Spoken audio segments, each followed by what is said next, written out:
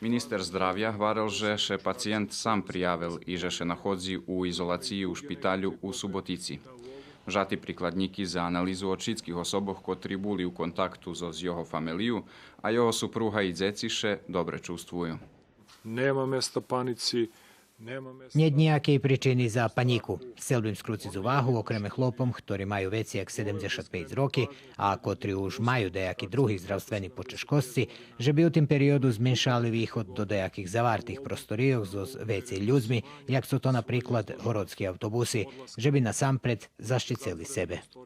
Epidemiolog Predrag Kon poručil, že vážne, že by še zdravstveni robotníky pririchtali za uslovia roboty u okremných obstavinoch i že by hasnovali zaštitnú opremu u skladze so s procedurami.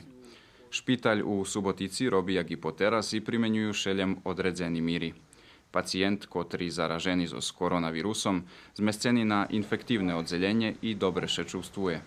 Obezpečenje na uchodze puščaljem tih, kotri majú roboty u špitalju.